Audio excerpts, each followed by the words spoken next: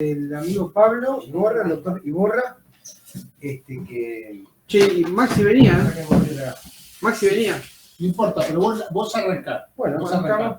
Sí. Bueno, de refrescar algunos conceptos de lo que llamamos medio interno celular, ¿no es cierto? Básicamente vamos a dar un pantallazo un poco a la idea de por qué existe el medio interno celular, ¿no? En realidad es una idea evolutiva. Nosotros pensamos que venimos de bacterias unicelulares, ¿no es cierto?, que estaban en el océano, ¿sí? Esa bacteria, esa célula, que es una célula, seguramente eliminaba desechos, ¿sí?, a ese océano, seguramente incorporaba nutrientes, oxígeno de ese océano. Es decir, esa primera forma de vida estaba rodeada de un medio acuoso constante, ¿sí? Es decir, ese océano tenía concentración constante de sales, concentración constante de oxígeno disuelto, etc., ¿sí? Entonces, en el proceso de pasar de ser un organismo unicelular a un organismo pluricelular, ¿sí?, hay que desarrollar una estrategia, ¿no es cierto? Evidentemente, en la naturaleza, la estrategia que ha desarrollado es la de construir tejidos con células pequeñas, ¿sí? ¿Por qué? Siempre me gusta hablar de esto, que no tiene nada que ver con la medicina, pero es un poquito ver de dónde, cómo más o menos se pensaron estas cuestiones, la historia de estas cositas, ¿no? Es decir, ¿por qué células pequeñas? Porque los fenómenos que rigen este intercambio, ¿no es cierto?, realmente son fenómenos físicos, ¿no?, fenómenos de difusión, fenómenos de osmolaridad. Si vos tenés unas, qué sé yo, no, lo vamos a plantear en vez de tener muchas células grandes, seguramente se encontraba con el problema de los tiempos que tarda, ¿no es cierto? No era viable este tipo de mecanismo, por ahí se ha intentado. Ahora, una vez que vos tenés tejidos pluricelulares con millones de células pequeñitas, ¿cómo hacemos para que esas células estén rodeadas todas del mismo medio? O sea, de que tengan ese océano cada una. Bueno, creando sistemas que lo permitan, ¿cierto? Sobre todo el sistema cardiopulmonar y el sistema renal, ¿sí?, que son los que van a encargarse de esta situación, de mantener un medio interno celular, podemos decir, constante. No en equilibrio, porque justamente desde el punto de vista físico-químico, el equilibrio sería la muerte, ¿sí? O sea, para mantener este medio interno celular vos tenés que consumir energía, ¿sí? Mucha energía destina a la economía, básicamente en forma de ¿qué? De ATP, ¿no es cierto? Que es como consumimos la energía, la moneda de cambio, ¿no es cierto?, energética que tenemos en la biología. Bien, este ATP que se consume para mantener esta situación constante en todo el medio celular, este gasto, digamos, grande que se hace de energía, tiene una razón también, ¿no? Que estamos gastando energía porque sí, porque somos derrochones, tiene una gran razón. Eso es por un lado, es decir, estamos seguros de que una célula, para que ejerza su función en forma óptima, ¿sí?, necesita un medio celular constante y que sea óptimo, ¿sí? ¿Óptimo en qué? Bueno, en determinadas variables que las empezamos a medir. Ahora, previamente a poder medir esto, ya hubo fisiólogos como Claude Bernard, que fue el que enunció esto, ¿no es cierto?, el medio interno celular, ¿no es cierto?, el concepto de homeostasis, es decir, él trabajando con modelos animales, ¿no es cierto?, mirando los funcionamientos de los órganos, como se hacían antes, ¿no?, que se abrían el bicho, lo miraban, como veían dónde salía una cosa, o sea, la ciencia nace de la observación. Me gusta, digo, insisto en esto, me gusta hacer esta introducción porque a veces vemos las cosas en los libros, esto es el pH, esto es esto, como si ya eso viniera no sé de dónde, eso viene de muchos siglos de avanzar en el asunto. Pero al tipo se le ocurrió, porque eso es una tesis, se le ocurre decir, acá yo veo que hay algo que se compensa. Toda esta cosa que circula, por alguna razón circula de un lado para el otro, por alguna razón, ¿sí? Hoy que estamos ya hablando de animales superiores, y concretamente del ser humano, ¿no es cierto?, que es lo que nos atañe en la salud, ya sabemos un poco más de por qué razón ese medio celular se tiene que mantener constante y además de que cómo se mantiene ese medio celular constante, a pesar de los cambios, ¿no es cierto?, porque nosotros no somos personas estáticas, o sea, se puede mantener constante en el deporte, se puede mantener constante corriendo, se puede mantener constante en muchas, durmiendo, ¿no es cierto? Y obviamente ahí está, en el cuerpo de cada uno, en el entrenamiento de cada uno. O sea, yo corro el bondi y ya me agité. Bueno, ¿por qué te agitas? ¿Qué pasó dentro de tu cuerpo? Pasaron cosas, cambiaron variables. El tipo que corre 42 kilómetros no se agita, ¿no es cierto? Porque ya acostumbró a su cuerpo a mantener constante todo eso, aún en el ejercicio, ¿cierto? Lo mismo pasa en la enfermedad. Lo mismo pasa cuando hay lo que llamamos descompensaciones o causas patológicas que nos descompensan ese sistema y se manifiesta clínicamente, se manifiesta también con medidas bioquímicas, ¿no? Pero fundamentalmente se manifiesta clínicamente, o sea, lo vas viendo clínicamente. Bien, ¿estamos bien hasta acá, más o menos? Perfecto, bien claro. Entonces, bueno, este asunto del medio celular constante se fue corroborando. ¿Se fue corroborando cómo? Y bueno, haciendo medidas, ¿no es cierto? Empezando a hacer medidas. El ser humano siempre tuvo la obsesión de medir, ¿no es cierto? Entonces, bueno, empezamos a determinar, por ejemplo, que de ese medio celular, ¿no es cierto? Tenemos, sobre todo son soluciones de agua, ¿no es cierto? Soluciones acuosas, ¿sí? Cuyo solvente es el agua, ¿no es cierto? Diluidas, muy diluidas, ¿sí? Es decir, con, por ejemplo, sales, ¿sí? Que están siempre en milimoles o miliequivalentes, si son cargadas, o milimoles, ¿sí? Es decir, por litro. Milimoles estamos hablando de, ¿no es cierto?, 1 sobre 10 a la 3 de mol, o sea, es pequeñito, muy pequeñito. Es más, y hay otro que es muy importante, que es un protón, el protón, ¿no es cierto?, que está 1 sobre 10 a la 9, o sea... ¿Podés aclarar de que el mol es el peso molecular expresado en gramos, que por ahí hay gente que no... Exacto, bien, perfecto. Cuando hablamos de un mol, es una forma, ¿no es cierto?, de cuantificar las moléculas, el peso molecular, ¿no es cierto? Es el, como dice, o sea, se habla de un número concreto que se llama el número de Avogadro, ¿no es cierto? Que ese número de Avogadro es una unidad de masa que usamos para comparar la materia. Es decir, un mol de glucosa va a pesar más, ¿no es cierto?, que un mol de potasio, porque es más grande, o un mol de proteína va a pesar más, ¿sí? Es una forma de cuantificar, pero por número de moléculas, ¿se entiende? Y compararlas. ¿Por qué? Porque también se ha establecido que las reacciones químicas se dan mol a mol, por eso, o sea, no es caprichoso tampoco, ¿sí? Todo esto son fundamentos de las reacciones químicas. Bien, entonces, cuando decimos, para tener algo más o menos concreto, tenemos un mol en una solución, las soluciones que nosotros tenemos dentro de nuestro cuerpo, que fundamentalmente somos un medio acuoso, ¿no es cierto? Sabemos que tenemos, ¿cuánto porcentaje de agua más o menos se estima que tenemos? En el cuerpo humano, un 70%. Un 70% de agua corporal total.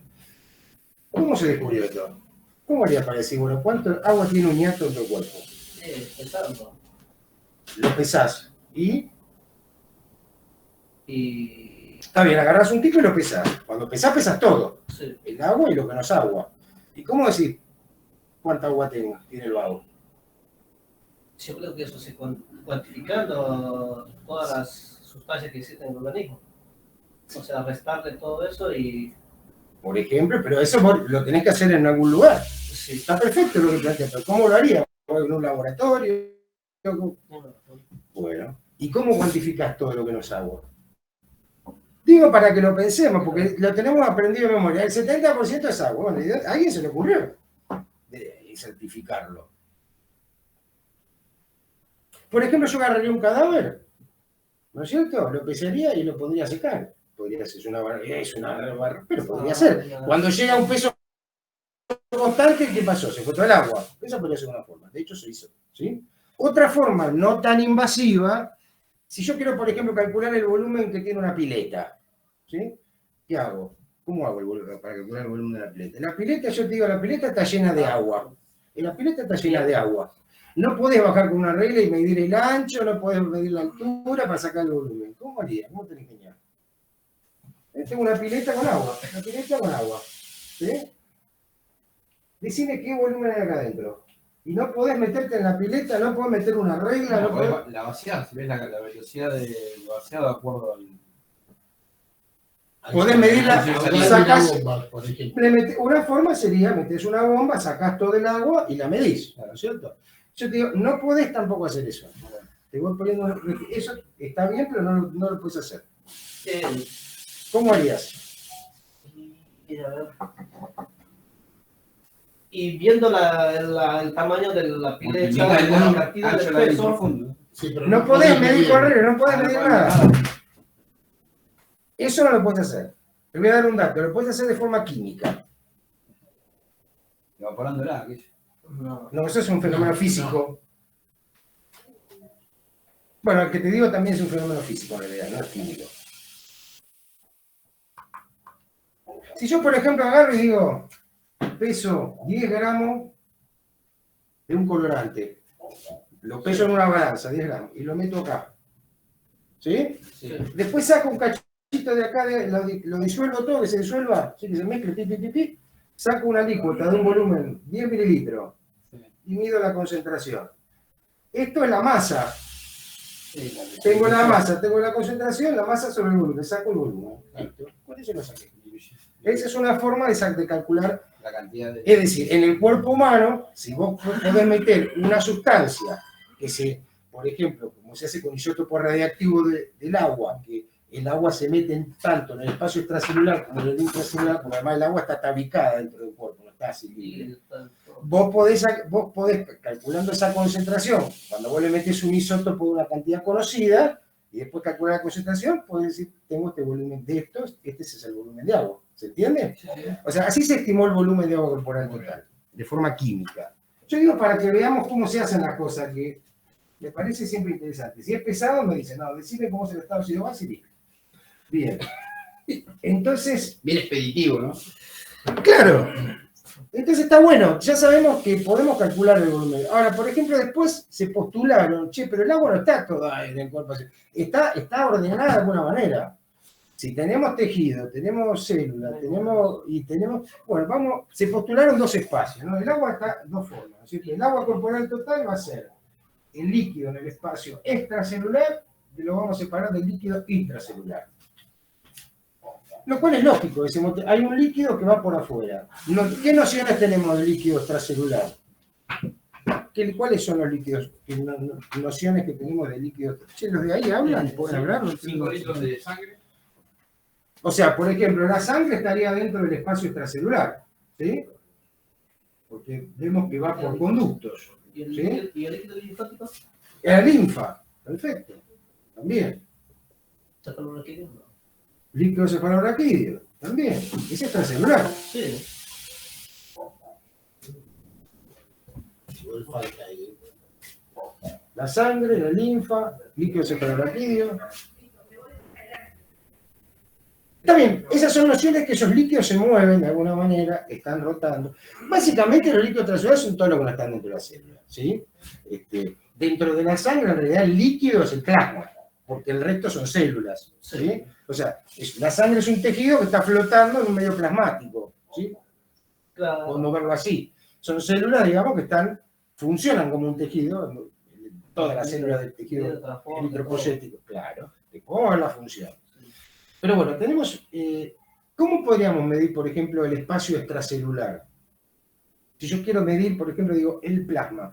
Porque el plasma el que falta acá es el líquido intersticial, que dice Pablo, ¿sí?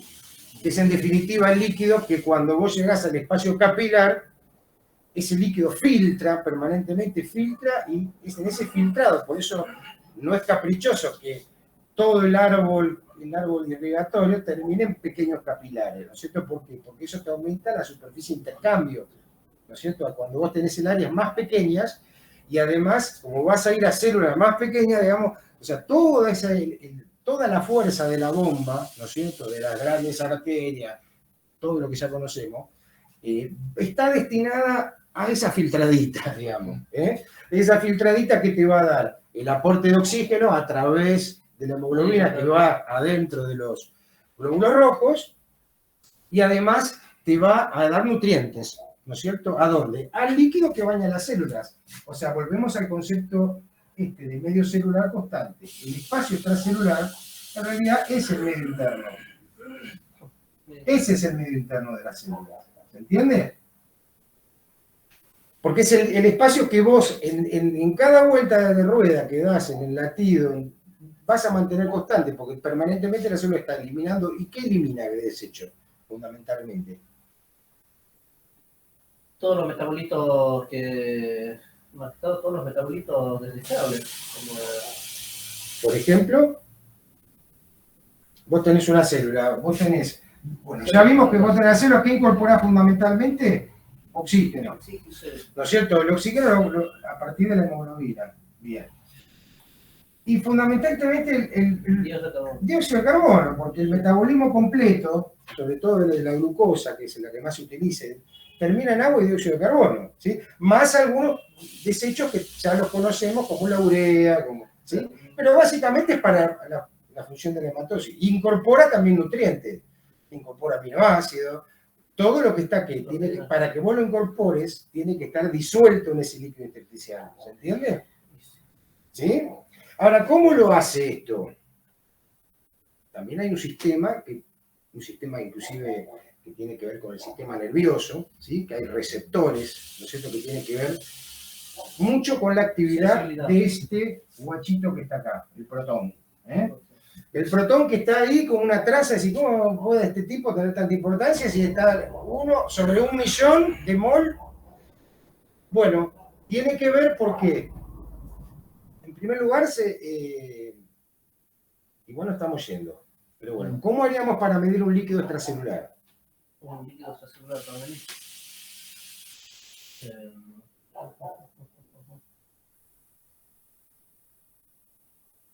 El mismo proceso de la pileta. Si vos tenés alguna cosa que vos la puedas inyectar por vena, ¿sí? Y que pase el espacio extracelular, pero no al intracelular. Si podés encontrar alguna molécula, lo podés medir y podés calcular la concentración después de eso. Vos inyectás una cantidad conocida, ¿sí? Si vos, por ejemplo, inyectaras albúmina, ¿se usa la albúmina o no se usa en la terapéutica? Y se usa. ¿Para qué? La albúmina se usa para los pacientes que tienen una hipoproteica, los pacientes cancerosos. Está bien, pero vos me lo estás hablando ya como le estás aportando como fuente de proteína. ¿No se usa para otra cosa? ¿En la terapia? ¿En los pacientes graves? Cuando te dicen expandir un paciente, ¿qué le pones vos? ¿Qué le pone un médico, una médica? Hay que expandir un paciente. Le ponemos un solución esto y destroza. Pero para expandir realmente usas solución fisiológica. ¿Sí? ¿Y qué tiene la solución fisiológica? Le ponés cloruro de sodio al agua. ¿Sí? Sí. Bien. ¿Por qué se dice que eso expande? ¿Qué expande ahí? ¿Qué expande? Los vasos sanguíneos. ¿Y eso en qué espacio está? A ver, por eso, bueno, por eso, es buena la pregunta. El espacio extracelular. Aumentás el volumen. ¿Qué volumen? Del espacio extracelular. Bien. Entonces, para hacerla corta, hay un espacio extracelular que el que nos interesa a nosotros es el intersticial, sobre todo, que incluye el líquido, o sea, el espacio está el intersticial más lo que está dentro de los vasos sanguíneos, ¿sí? El espacio vascular que se llama, ¿ok? Sí. Después la linfa, el líquido cefalorraquídeo, inclusive hay otros líquidos menores como el líquido pleural, digamos que es un volumen muy pequeñito pero que sirve a los fines de... Se llaman líquidos transcelulares y no tienen una gran influencia en esto que estamos ahora mirando, que es un poco el equilibrio del agua en el organismo. ¿Se entiende? Después todo lo demás se asume que está dentro del espacio intracelular. Se toma como esos miles de millones de células, como un bloque común, ¿sí? Y se concluye que del agua corporal total, 1/3 está en el extracelular y los 2/3 restantes en el intracelular. Es decir, ¿por qué? Porque cuando vos laburás con agua triteada, por ejemplo, podés ver, ¿y a qué responderá esto? ¿Por qué se va más adentro y menos se queda afuera? Por el proceso que ocurre de la osmosis, que sea la pasiva y activa y presión con las presiones positivas y activas. Por el fenómeno de la osmolaridad. Sí. Porque la osmolaridad, saben, por ahí lo saben todos quienes que es, algunos lo recuerdan. Bueno, es la capacidad que tiene una molécula básicamente de atraer agua. ¿A través de qué? De una membrana. O sea, que no sea permeable, parece soluto. Claro. Como estas son soluciones diluidas, lo dijimos al principio, están en 1000 equivalentes, se cumplen los principios que se llaman propiedades coligativas, ¿sí? Que son propiedades que tienen las soluciones muy diluidas, el principio físico-químico. Uno de esos principios es el principio de osmolaridad, ¿sí? Entonces, cuando vos tenés, por ejemplo, acá, una membrana, como bien decía Pablo, ¿no es cierto?, que es permeable al agua, ¿sí? Entonces vos le pones agua, ¿no es cierto?, acá, el agua se va a ir de ambos lados de la membrana. Ahora, si yo meto un soluto acá, ¿sí?, de este lado, que no pueda atravesar la membrana, ¿qué va a pasar con el agua? ¿Va a quedar así? Va a aumentar la presión.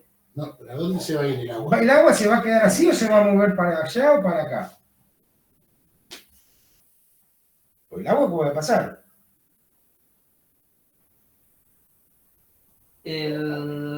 Vos bien dijiste que el agua se divide, en realidad se mueve por el fenómeno de osmolaridad. Perfecto. Bueno, entonces, ¿qué pasaría acá? Si yo meto un soluto de este lado, empiezo a meter solutos acá, ¿va a quedar igual el agua? No. ¿Y a dónde se va a ir? ¿Y ahí de dónde a dónde va a ir? ¿Se va a mover de un lado? ¿A qué lado se va a mover? Y tiene que moverse para el extracelular, por el fenómeno. No importa, esto no es ningún líquido, este es el A y este es el B. Perfecto. Este es el espacio A y el espacio B. ¿Se va a mover hacia el A o se va a mover hacia el B? En este momento estamos hablando del agua, ¿no? Está el agua, tenemos el agua, pero yo le agregué un soluto Sí. de este lado, ¿sí? Unas moléculas, Sí. que no pueden atravesar la membrana. Porque si pudieran atravesar la membrana, ¿qué fenómeno se daría? Si atraviesa ese fenómeno de hidrosoluble y entonces si no se puede atravesar es un... Bueno, se llamaría fenómeno de difusión, es decir, que tienden, por un tema energético, las moléculas tienden a ocupar todo el volumen. Es un tema de energía. Sí. Sí, cuando más volumen disponible, todas las moléculas van a tratar de ocupar porque es un fenómeno que es de baja energía. O sea, eso cuando tenés un sistema que es de baja energía es el sistema más estable, ¿se entiende? En cambio acá, yo estoy desordenando el sistema Bien. metiéndole. Entonces no, se quedaría en el A. El agua iría para el A. Si yo pudiera medir acá, ¿no es cierto? Meter un capilar graduado por volumen, ¿qué pasaría con el agua? Empezaría a subir. Por la presión. Y esta presión, se le llama presión por eso, porque en realidad, ¿cómo se hacía esto? Se impedía el paso del agua aplicándole presión. ¿Entendés? Entonces, cuando vos más presión le metías, mayor efecto osmótico. ¿Sí? En cambio acá, cuando vos liberás el sistema, el agua va a pasar para acá, y como esto está cerrado, te va a ir subiendo por el capilar. Podemos decir, digamos, ¿va a ser indistinto del número de solutos esto? O si yo le pongo una molécula, si le pongo 10 moléculas, ¿la misma presión osmolar?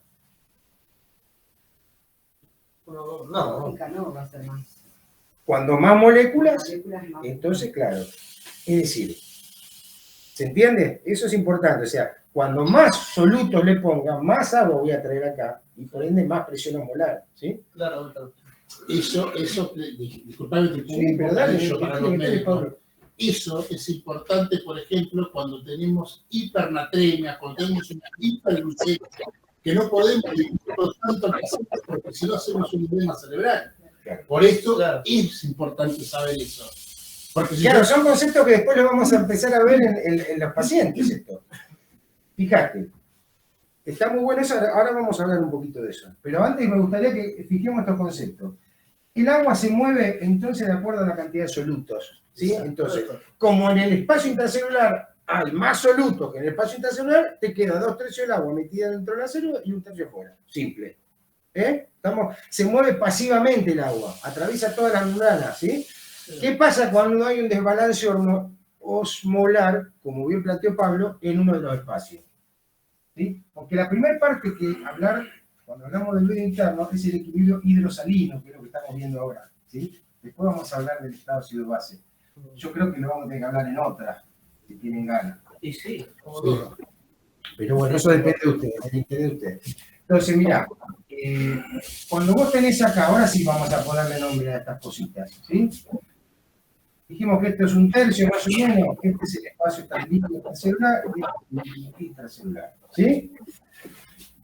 Cuando unos mol, ¿no es cierto?, dentro del cuerpo tiene una efectividad para retener agua de un lado de la membrana o del otro. Cuando está preferentemente de ese lado. ¿Sí? Es decir, cuando se transforma en un soluto no permeable por la membrana.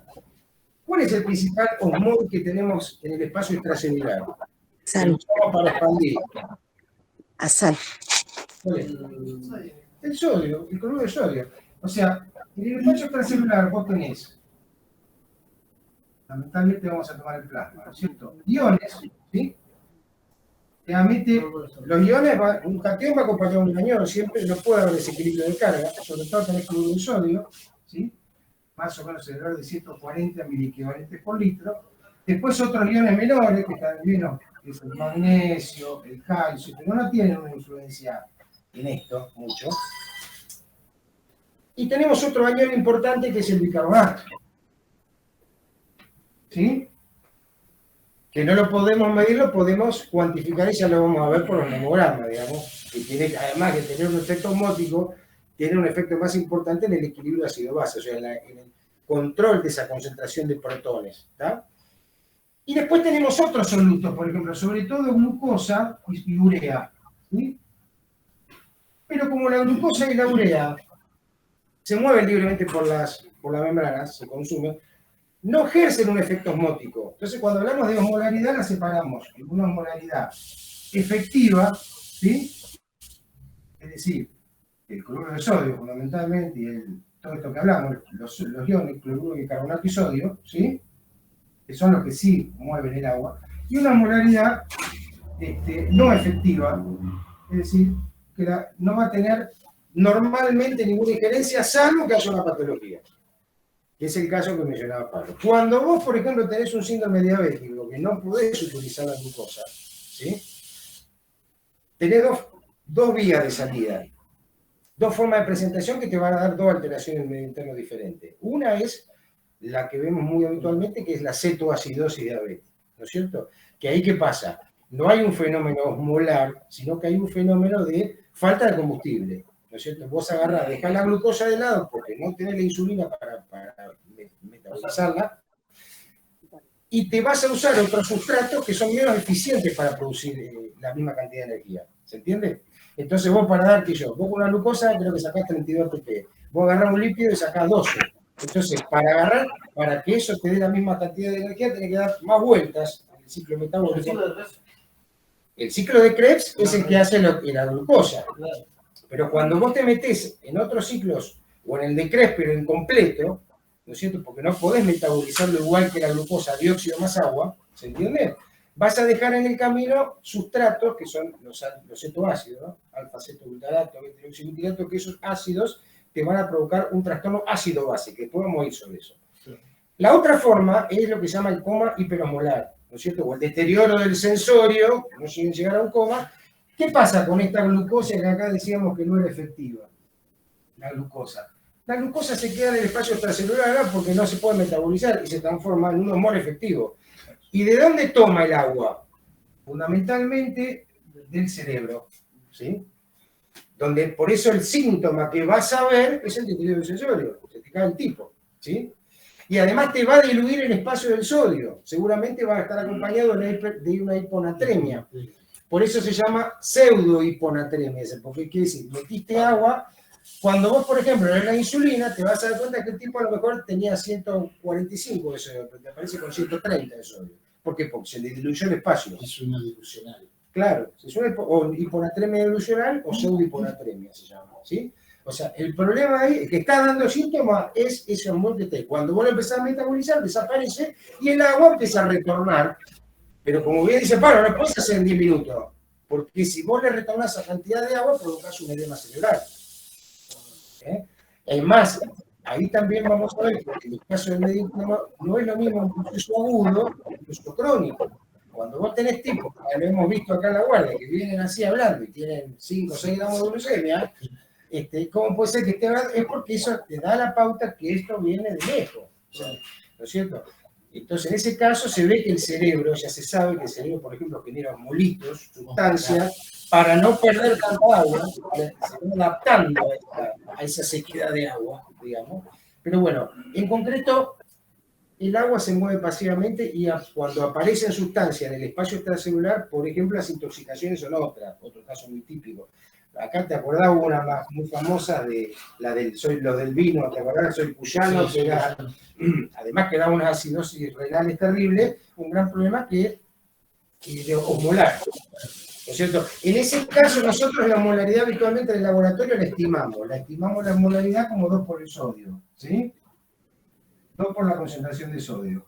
En realidad, habría que medirla si uno quiere ver. Existen osmómetros, ¿cierto?, que aprovechan estas propiedades coligativas. Una de ellas es el descenso del punto crioscópico, o sea que nunca hicieron en una peña meterle al hielo, meterle sal, Entonces, para enfriar la birra. bajan. Cuando vos tenés un tacho con hielo, ¿no es cierto?, y vos le metés sal gruesa, no está a 0 grados, está a menos de 0 grados. Porque al meterle una sal, el descenso del hielo, que ya lo tenés, te baja el descenso del punto crioscópico y te dura más, se llama mezcla frigorífica. Se usaba mucho en los mercados antes. ¿Sí? Bueno, esto es lo mismo, vos podés calcular, medir la molaridad. Si tenés un aparato llamado osmómetro, la podés medir. Pero para la cosa cotidiana sirve hablar de 2 por el sodio, más o menos, o el sodio.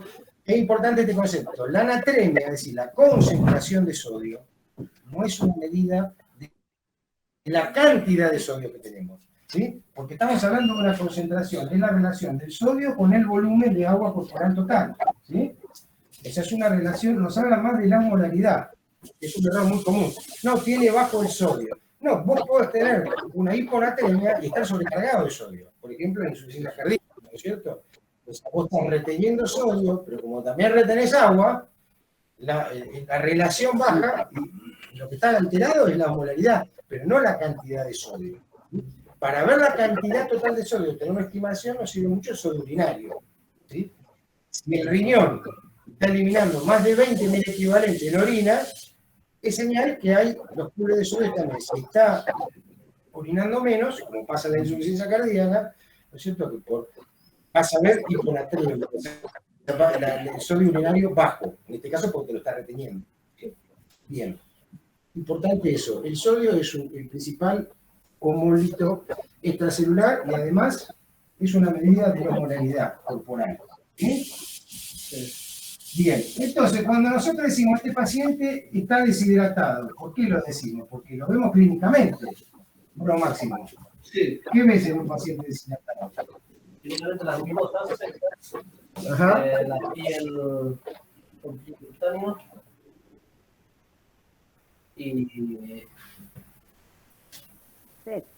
y también puede ser, ¿no?, las lágrimas, cuando son las lágrimas, si es afectado a los Ves niños. mucosas secas, ves algunas las pliegues venosos, o sea, ves síntomas claros que este tipo se deshidrató. ¿Sí? Esta persona se deshidrató. Bien. Cuando vos tenés un paciente deshidratado, por ejemplo, decís que le vas a medir el sodio. Vamos a hacer un hierograma. ¿No? Muchas veces. ¿Por qué está deshidratado? También está bueno verlo. Se puede haber deshidratado por diarrea, se puede haber deshidratado por una fiebre, se puede haber deshidratado porque tiene una diuresis osmótica, por diabetes, ¿no es cierto? Hay una pérdida completa del agua corporal total. ¿Cómo vamos a esperar que esté el sodio, la concentración de sodio en un paciente deshidratado? Por debajo de los valores normales. A mí No. ¿Cómo por debajo? Bueno, a ver, también, bueno, él dice, pues vuelvas a ver una hiponatremia en un deshidratado. Si vos estás viendo esto, la concentración de sodio, la natremia, que es la relación entre el agua corporal, si esto baja, Sí. y la cantidad de sodio no baja, ¿qué pasa con esto? Aumenta. Disminuye. ¿Entiendes? El agua corporal, estás perdiendo agua corporal total. ¿Sí? La natremia puede estar, generalmente puede estar alta, normal o baja. Depende del líquido que estés perdiendo. ¿Sí? Si vos estás perdiendo, por ejemplo, en un paciente que está con un respirador o en un paciente febril, por la perspiración, por la transpiración, porque realmente perdés un fluido hipomolar, ¿sí?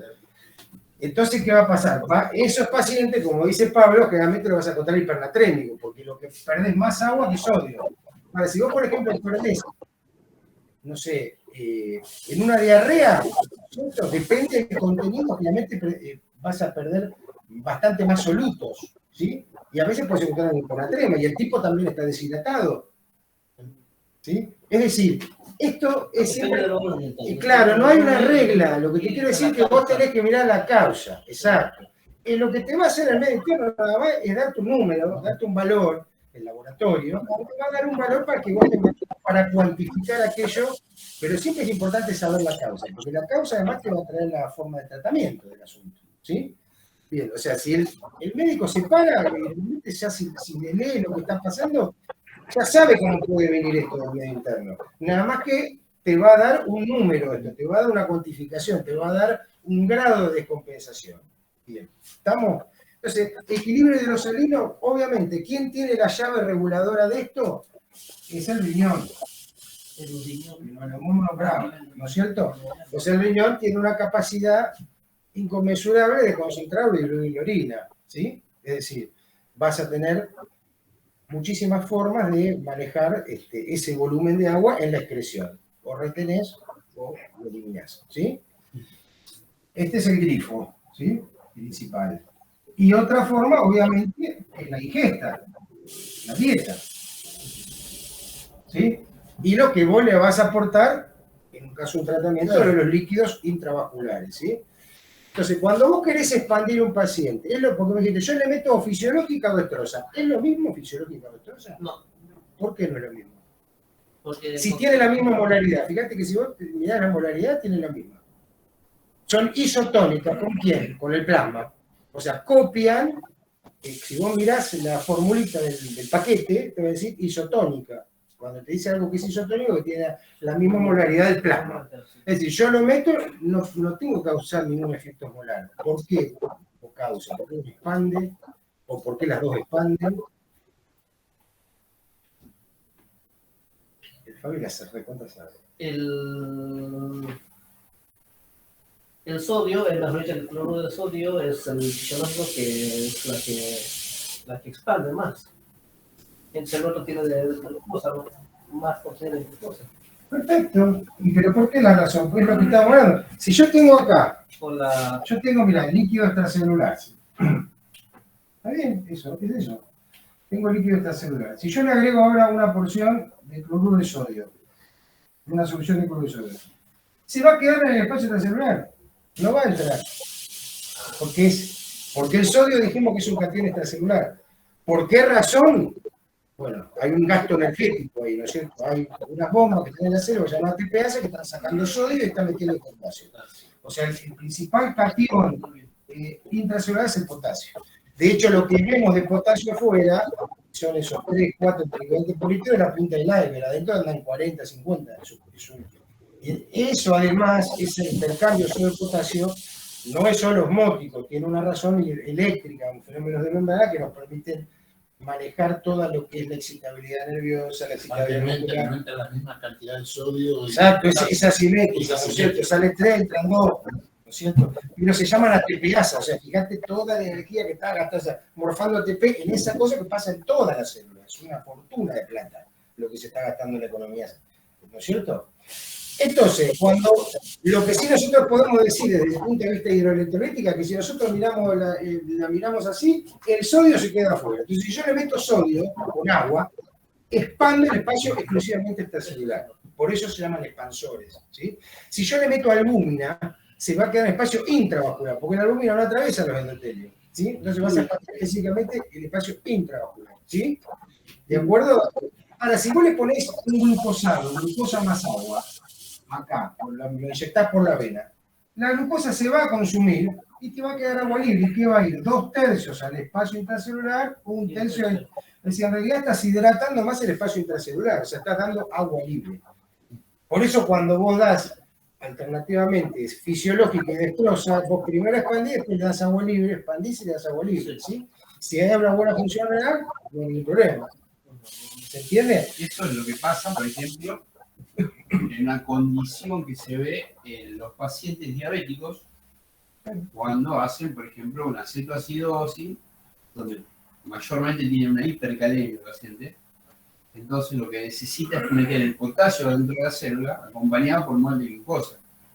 O, por ejemplo, con un beta-2, que generalmente es lo que se usa para estimular el ingreso De potasio y de glucosa. arrastrando, obviamente, la glucosa. Entonces, bueno, ya sabes. No, pero está bueno, no, pero está bien, exacto. En ese caso, lo que pasa es que ahí tenemos ya, ahora estamos hablando más de lo hidroelectrolítico. En ese caso, el tema del potasio diabético es un caso de intercambio, pero por efecto de ácido base, ¿no es cierto? Porque, bueno, eso lo vamos a ver, para bufferear el potasio lo haces a nivel intracelular y la célula saca potasio para, ¿sí? Buen término, bufferear, ¿eh? Bufferear. Bufferear, ¿eh? Claro, bufferear el protón. Me gustó. Claro. Yo diría, para que no nos Sí. mareemos, que hasta acá hoy. Sí. Porque Yo yo te decía, una charla, si tienen ganas, yo no Sí, tengo sí, problema. sí. Un ratito, bueno, seguimos otro ratito, pero de esta cosa. Está bueno. En el caso que vos mencionabas, Fabi, que sí está bueno, que lo hablamos recién, cuando vos tenés, por ejemplo, la presentación hiperomolar de la diabetes, ¿no es cierto? Ahora tenés glucosa acá, ¿sí? Pero la glucosa no pasa porque no hay insulina. Y vos le metés la insulina, empieza a equilibrar. Entonces, ¿qué hay? Una deshidratación a nivel cerebral. Eso se deteriora el sensorio. Otra cosa importante, diferenciar la concentración de sodio, o sea, lo que le damos en el laboratorio, que es la natremia, siempre medirlo como una medida de molaridad y no como que a la concentración de sodio es una medida de osmolaridad, ¿sí? No es una medida de la cantidad de sodio corporal. No es la cantidad, ¿sí? Porque es una relación de masa sobre volumen. Esto estamos viendo. Esto es otra cosa. La cantidad de pules de sodio lo podés evaluar midiendo el sodio urinario, ¿sí? Salvo que estés usando diurético que no te sirve. Una diuresis normal, porque vos estás forzando la diuresis, entonces no es representativo. Es una medida, lo mismo vale para el potasio que para el sodio. El potasio, como les dije, es la punta del iceberg lo que estamos viendo, por eso se mueven valores muy estrechos, ¿sí?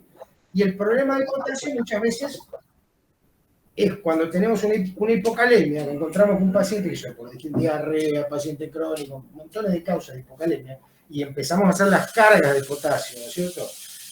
No, che, ¿cómo puede ser? Yo le puse una carga y tiene el mismo potasio. Si el tipo vino con 2,8, no puede ser. Digo, me está chamullando el laboratorio, porque yo le metí una carga y tiene el mismo potasio. Vilma. Yo le metí una carga, le metí, no sé, 60 miliequivalentes en tanto tiempo. Sí, claro. No, ya sé. Primero que el potasio saben que si vas a poner unas cargas, lo ideal es poner una vía central, porque te hace de goma la vía periférica, ¿sí? Pero digo, ¿cuánto se pone en una carga? 45 miliequivalentes, está bien. ¿No es cierto? O sea, y lo vas dosificando, haciéndote, le vas haciendo ionogramas cada tanto tiempo. Aparte, si aumentamos mucho el potasio, vamos a tener arritmias cardíacas. Esa es la parte clínica, pero yo te digo, perfecto, voy a hacer la carga, me metiste 45 en cuánto, directamente en cuánto le metiste, en cuánto tiempo. Y calculá que lo pasamos en 2-3 horas. 2 3 horas te voy a decir, en 2 horas. Lo pasaste en 3 horas. Y el tipo estaba en 2,8 y le pasé la carga y sigue 2,8. Y ahí te viene la puteada. Diego, ¿te sacaste el tipo? Me está chamullando. No, boludo, se lo hice. No te anda el equipo. Anda. Bueno, ¿qué pasó? ¿Qué fue el pasado? Se fue al intracelular, ¿no ves? Claro. Porque vos no sabés los pools de sodio, los pools de potasio, la reserva, o sea, que eso se llama el pool de reserva. ¿Cómo está? ¿Sí? Entonces vos lo que hiciste, le metiste, estás llenándolo. Cuando se llenen los pools vas a empezar a ver las manifestaciones del extracelular. ¿Sí? Una forma de ver esos pools, como le decía, pidan un sodio urinario al azar y vas a ver si eso está mayor o menor de 20 miliequivalentes por litro. ¿Sí? O porque es perdiéndolo por algún lado. O sea, no es una caja cerrada. Yo no lo he visto en pacientes que han tenido, por ejemplo, una anuria por determinada causa, le hace una bomba de furo. Cuando empieza a funcionar el riñón, empieza con una pérdida de sodio terrible, porque el furo no es selectivo, se elimina todo, y después te hacen esto, claro, te hacen una hiponatremia o una hipocalemia. Claro. Cuando vos le metés potasio, te hace, pedís, por ejemplo, un valor y te No sube, porque te va a hacer todos los puntos. Por eso te Lo digo. que pasa es que la furosemida es un diurético de techo alto que va a trabajar sobre una parte del glomérulo Claro. que justamente Es un diurético de Lassa. claro, que justamente hace que se pierda muchísimo potasio. Por eso es que es lo progresivo. claro, Claro, ese es un diurético fuerte. O sea, fíjate que los diuréticos vos tenés, de acuerdo, como decía Pablo, donde tenés algunos que son ahorradores de Claro. potasio porque trabajan más en el espacio proximal, como la espironolactona, y tenés de Lassa, que, La espironolactona es más una hormona, ¿eh? claro, sí, pero por actúa- claro, pero a nivel, o sea, donde el sitio de unión dentro del globo, del nefrona, de la claro, nefrona, no es Pero yo lo veo con puro semilla, ¿no? Con selectivo, por eso. no, pero aparte porque estamos hablando que la furo es un diurético fuerte, donde vos... es de techo alto y actúa justamente en el asa. Entonces va a perder un montón de sodio y potasio. Y por eso hay que. Por eso el potasio después no recupera rápido eso. Y por eso mismo. Porque se vaciaron los pools. Entonces, digamos, tampoco la concentración de potasio, la calemia, te da una idea del potasio corporal. Siempre tener en claro eso. No puede ser, está bajo el potasio. Sí, si tenés 2 de potasio, realmente los pools están bajos. Pero a lo mejor está mucho más bajo. ¿Por qué? Porque como hay una simetría entre el espacio intracelular y extracelular en el potasio, no te va, o sea, parte de ese potasio te va a pasar igual desde el espacio intracelular para mantenerte un 2 de potasio. ¿eh? Pero no quiere decir que vos tengas que mejorar mucho hasta llegar al nivel de que esos pools de reserva estén llenos y empiece a manifestarse normalmente. Obviamente que todo eso es, volvemos a lo mismo, una cosa sí es aguda y otra cosa que es crónica. Si metes una hipocalemia más aguda, te va a dar síntomas musculares, ciertos signos, ¿sí? Siempre, o sea, siempre está bueno ver esto. Vos primero aparece el paciente, no aparece el análisis, aparece el paciente y vos estás la sospecha clínica de lo que puede estar pasando. Pero bueno, tener en la cabeza estos jueguitos fisiológicos que están pasando, con el agua, con los iones, ¿sí? Y aparte otra cosa, clínicamente, si nosotros, por ejemplo, dudamos si anda bien o mal el equipo que tiene Diego, ¿qué podemos hacer? Control. A ver si realmente tenemos bajo el potasio, o sea, de la sangre, o sea, que se manifiesta en el electrocardiograma. Exactamente, el estiramiento de... Entonces, si yo veo que el electrocardiograma está normal, seguramente el equipo ande bien, estoy pasando lo que dice, lo que dice Diego. Y si no anda el electro. Y tenés que buscar otro, acá en la UPA anda siempre. No. El electro anda en la laboratorio. No, el tema que el electro siempre va a funcionar en el tema de que vas a ver si hay algún estiramiento, cómo está la sonda. Hay un montón de cosas, parámetros que nosotros nos indican de que no tenemos una hiperpotasemia. Entonces es importante eso, porque por ahí lo que dice Diego siempre, uno tiene razón, uno siempre le echa la culpa al laboratorio, siempre trata de echarle la culpa al otro, pero muchas veces porque uno no sabe lo que está pasando. Esto que dice Diego, de los pools que son intracelulares, es muy importante, porque nosotros le podemos hacer 45 mil equivalentes, medimos que está igual. Bueno, pará. Si yo tengo una duda, le digo a la enfermera, hacer una tirita de electro, y prefiero el electro. Si el electro está normal, no tengo una... lo que está haciendo es mandando todo el potasio adentro de la célula y no es que están dando un mal resultado, ¿me entiendes? Claro, está llenando los pools, está volviendo a llenar esos pools. Y a veces se ven los pacientes, por ejemplo, que vienen de los pediátricos, Claro, que realmente están muy mal alimentados. Sí. Bueno, la primera parte entonces sería eso, hablar un poquito de eso, de la cuestión hidroelectrolítica, o sea, de volver a reforzar que estamos en un medio apoyo. Y después dentro de esas constantes, vamos a hablar ahora en la próxima charla, de la concentración de protones. Se llama el equilibrio ácido-base, ¿no es cierto? Y cómo podemos Primero, ¿por qué es tan importante este protón? En realidad, eso lo podemos contar rapidito, es tan pequeñito, en realidad inclusive no tenemos claro, ni siquiera tenemos claro cómo es la fórmula del protón, porque en realidad, aunque parezca mentira, todavía no se conoce la estructura del agua. El agua está en estudio, o sea, el estudio físico grosso, el agua es, por eso es el solvente universal, digamos, de la vida, porque es muy complejo, ¿no? Ya tiene esas capacidades de dipolo, ¿no es cierto? Esas formas de establecer puentes de hidrógeno, justamente, y o sea, vos fijate que si vos tenés agua destilada, no es conductora de electricidad, ¿no es cierto? Si agarrás el agua destilada, la conductividad es muy baja. Es más, una forma de ver si un agua está bien destilada es medir la conductividad, que va a bajar muchísimo, ¿sí? Cuando vos le metés un poquito de sales o iones que se puedan separar acá, es recontraconductora, que es lo que tenemos en nuestro caso, ¿no es cierto? Pero entonces ese protón, en realidad ese rol, a pesar de la baja cantidad, la baja concentración, tiene que ver con su gran reactividad. El protón es muy reactivo. Y sobre todo, ¿con quién va a reaccionar? Sobre todo con las proteínas. Todas las proteínas cumplen funciones, miles de funciones, ¿sí? Entonces, cuando vos protonás determinada cosa, cuando vos desprotonás determinada cosa, te cambia la estructura molecular y te cambia la función, o se inhabilita una función, ¿sí? Por eso un paciente que entra en las acidosis críticas, ¿no es cierto? pH menores a 125, no te anda el riñón, no te anda nada. Entonces vos le metés droga, le metés cosas, y cuando el pH sube, empieza a andar todo, digamos. O sea, digo, cosas que vemos en las manifestaciones clínicas de los cambios en la concentración de protones. Eso lo vamos a ver en otra charla, una charla más corta de eso, y vemos los casos clínicos. Sí, porque a mí me interesa mucho, porque hay algunas cosas que son muy importantes para que el médico, sobre todo el médico de guardia, entienda cómo es la fisiopatología de lo que está pasando para poder actuar en concreto sobre eso. Porque si no, uno agarra y hace como receta de cocina.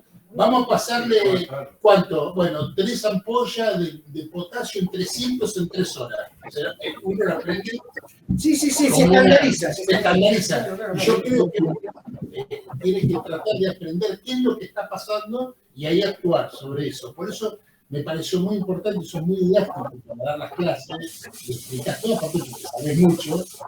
Entonces, bueno, nada. No, el tema es así, o sea, a ver, es entender que muchas veces uno aplica protocolos, Claro, ¿no? Oye, lo que pasa es que el protocolo es la síntesis general de un montón de tipos que estuvieron estudiando algo. Claro. Entonces dijimos, bueno, mira, nosotros creemos que en el 90% de los casos, cuando pasa esto, hacemos esto. Cuando pasa esto, hacemos esto. Es una forma de llegar, y está bien, porque obviamente la mayoría te va a quedar dentro de ese plano. El tema es no olvidarse que no es una bolsa, la cosa, y que la biología no es una ciencia, un arte, es una ciencia exacta ya, o sea, las cosas pasan a determinada concentración, si yo me paso, el cuerpo humano es genial, es difícil matar a un cristiano, lo cual está muy bueno, ¿no es cierto? Pero digo, que muchas veces cuando vos te aparece una incógnita, no pensar, che, esto está mal hecho, no, hay algo que me estoy comiendo, o hay algo que me estoy entendiendo. Y como mensaje, bueno, a los clientes que están en el laboratorio, que yo no soy un laboratorista, yo soy un bioquímico clínico, o sea, yo trabajo en el equipo con los médicos haciendo clínica, ¿no es cierto? Que conozcan a los pacientes, que vean a los pacientes, que salgan de apretar un botoncito, que vean y aprendan con los médicos, con las médicas, las cosas clínicas, a tener el ojo clínico también, para también hablar y discutir sobre esto. A mí no me parece que hay que hacerle esta cosa, o mirá, a mí me parece que habría que hacer un programa, porque yo lo veo descompensado, un médico no es tan descompensado, y después los datos te dan la razón o no, ¿no es cierto? No importa quién tiene razón, a mí me importa la salud.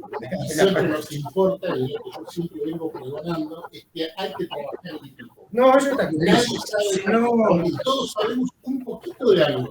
Lo bueno es aportar todo lo poquito que sabemos para el bienestar del paciente. Por eso el trabajo es fundamental y por ahí consultar con la gente del laboratorio las cosas que se necesitan y también muchas veces dejar el orgullo de lado y escuchar también lo que por ahí una persona que tiene más experiencia sabe y uno no se le tiene que dar los anillos para preguntar. Porque es la manera de aprender. Porque siempre se puede hacer.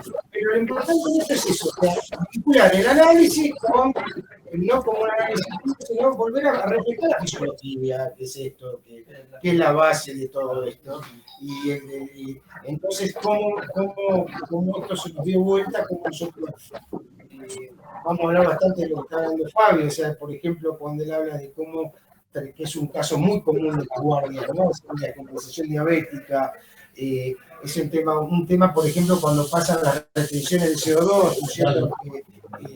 Digo, las cosas que acá las vemos habitualmente, los accidentados, los shocks, ¿no es cierto? Acá un ECOG, por ejemplo, no le tengo que poner oxígeno. Claro, Todas esas cosas no es una cosa que uno tiene que aprender. Porque yo, por ejemplo, fui a mamá a una clínica privada y el médico la estaba mi vieja hace poco y le estaba nebulizando con oxígeno.